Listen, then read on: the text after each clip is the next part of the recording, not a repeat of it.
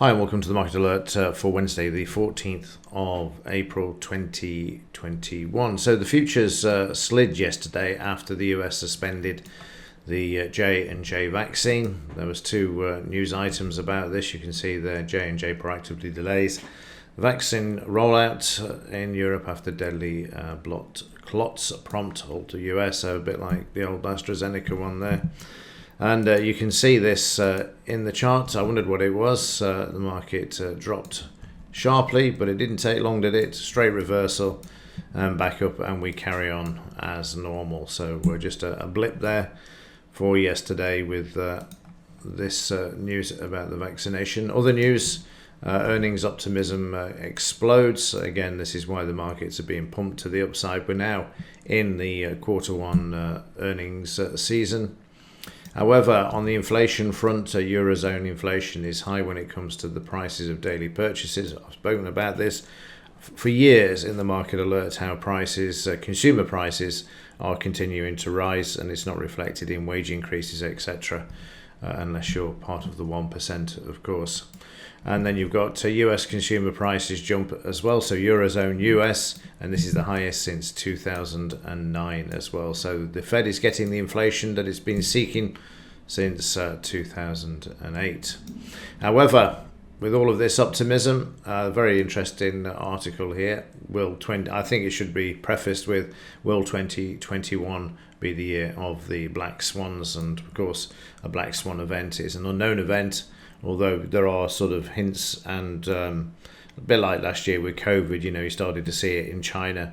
You got an indication of it, and then of course it came to fruition. But generally it's an unknown event that strikes the market. So again, that could be the thing that derails the low implied volatilities that we've got at the moment, and also derail the up move that we're currently seeing as well. Now, yesterday's 30-year auction was quite spectacular, and this moved the yields sharply to the downside. If we just have a look at a 5-day, you'll see this. So good news for the Fed. I'm just don't know what I've done there. There we go. Good news for the Fed, as you see the yields being moved to the downside there. But saying that, they're just about to start moving back to the upside, but that's why they dropped overnight. And speaking of central bankers, we've got the criminal out today at 3 p.m. Lagarde speaking at 3 p.m. and 5 p.m. Powell is going to be out as well, doing his best to pump the markets up. We've also got the crude oil inventories as well. Last week we had minus 3.5 million barrels, and the forecast is for minus 2.4, again showing a demand for the black stuff. So let's have a look at the Dow. Yesterday this was down, and then it was brought back on the news of the blood clotting J&J vaccination, which has been stopped or halted at the moment. So you can see that we're trying to move back to the upside. Prices are back to the 5-bar moving average in the Dow, but initially yesterday, you'll see this is yesterday's session. You can see when the market opened at 2:30, prices were slammed down. We've got retracements here, and then another major retracement before prices then pump back to the upside before the close. The plunge protection team doing their normal evening activity there.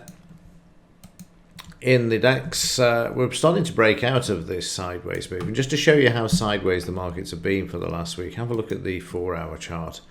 And you can see the last move we had up here, and then we've just been in a sideways move, just starting to break out there to the upside at the moment, back to the all-time highs. But it's been a very slow job when you look at the 4-hour chart there. Back in the daily, we can see again that price is staying above the 5-bar moving average and now heading towards these fib retracements here at 62. Watch the 89 level. I've already discussed this many times in the Market Alert over the last few days, but watch for these levels. And then of course you've got the all-time high at 15,367. Make it 15,400 as the psychological level, just to if we get a break to the upside, just watch that particular level. So overnight prices have been interesting. Volume-wise, they've been interesting. We opened here at the previous day's close, and we've got this huge cluster of activity here as the market came back through the 200 MA there, settled on the DP or just below it, and has been trying to hold there, but you can see prices rallying back and then jumping back sharply there to yesterday's high. So we're already at the previous day's high, and if we can hold above this, as I said in the daily chart, so we head up to the 78% retracement there, which is 15,321. 321 is just above here. This is the 300 level, so let's just compress this a bit. So yeah, just above the BRN, around this area, you will get the 321, which will be the equivalent of 78% in the daily chart.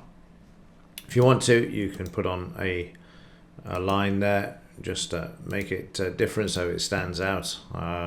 Let's just go with this lime green, and then just put the horizontal chart on there, and 321, I was more or less in the ballpark there, and there you go. It's you can see it drawn in. That's where the 78% retracement is. So if you get a long off this, or you are long in this move, then this is the area where you're likely to find some resistance. Okay, that takes care of the indices. A quick look at the metals. Well, completely wrong yesterday with regards to the silver market, so they decided to put in a straight reversal. Very, very strange. Overnight, though, prices heading back down, so maybe we're going to come back down and establish this sideways move. However, the dollar is interesting because this is showing a bit of obviously selling coming into the market yesterday. We need to break this 78% on the downside, and at the moment we're starting to see a bit of support for it. We may get a bounce here, which will send the silver price to the downside, and also gold as well, which is starting to look a bit weakish overnight as well. But at the moment in silver, sideways overnight, but again, struggling with we traded all the way up to the 25.50 yesterday, which we can see, and the market stopping in its tracks. Had a look overnight again, but failed, and has now started to move sideways, although there's a bit of volume coming into the market here. We need to go above the 21.50 convincingly in order to move to the upside, and you can see this as resistance over here as well, and it's a 62% retracement from this recent high that we have here down to this low. Right, quick look at yesterday's activity before we conclude. Just wind it back. Now, when the futures market opened yesterday, it was a complete damn squib, absolutely nothing. Market doing nothing. As I go forward, you'll see this. There's the futures opening, and that was you got the volume, but you got absolutely nothing else. So it set a precedent in the futures market that we weren't going to see a lot. We had the market spiking to the upside, then we came under selling pressure, followed by further selling, and prices trading down to the DP, finding support and just stuck in a sideways move, as you can see there. So I'm going to fast forward through this, trying to head back to yesterday's high, but failing miserably. It was just really, really quiet. In the afternoon, not much better at all to begin with. Again, we see some selling coming into the market, but again, the DP shows you how much it moved. We were back at the DP several hours later.